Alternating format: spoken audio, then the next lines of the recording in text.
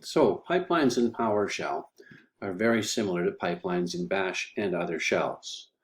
They allow you to place multiple commands on the line and have a command on the left produce data, which is treated as input by the next command.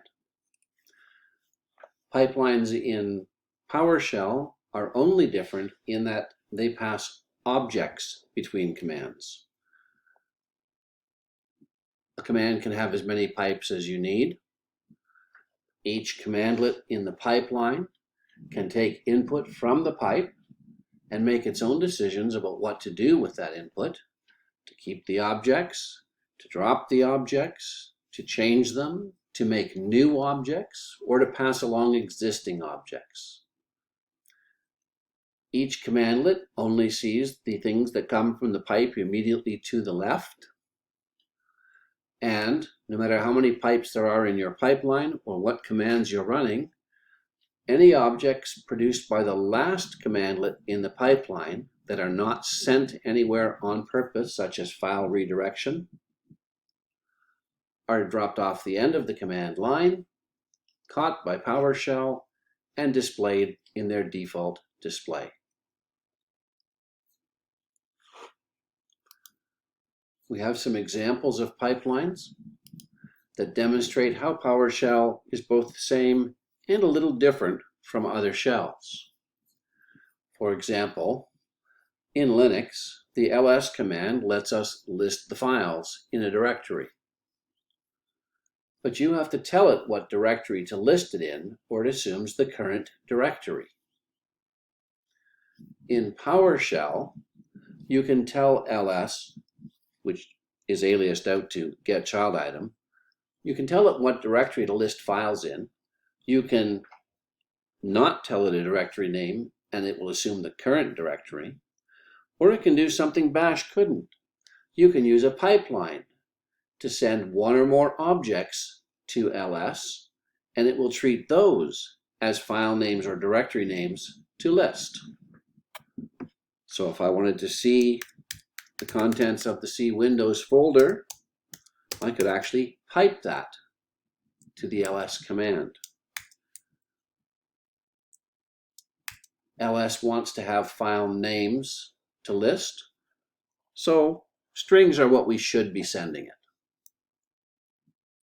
If you feed it a directory object or a file object, it will list that directory or that file. If you're just trying to send a path name through, you should send it through as a string.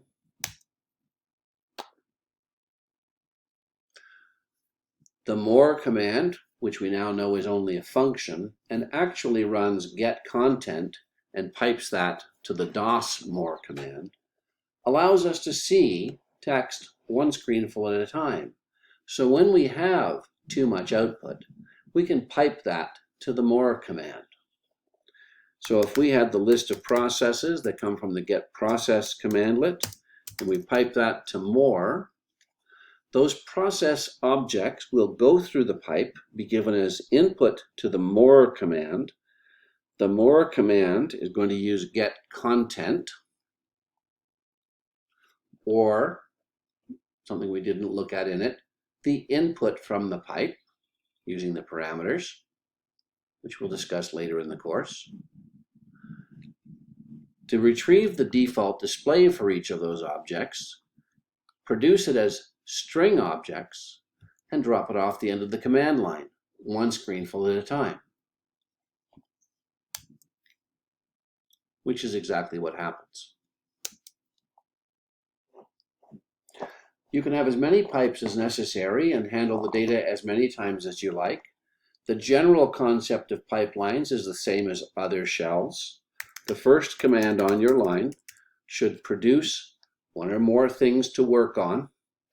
You will pipe that to another command, which will perhaps filter it, perhaps organize it, perhaps change it around, substitute data, and then send it on to more commands for more processing. In our next example, we're going to take our get process, which generates a process list by default ordered by process name, and we're going to choose to list it a different way.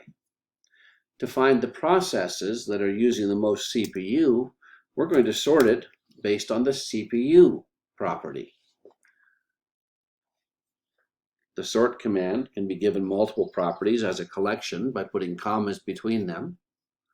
We're going to sort on just the CPU property.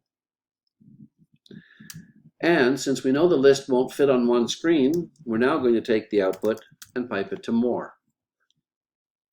So each command has a function here. The first command produces data. In our case, the next command reorganizes the data. And the third command handles the output of the data.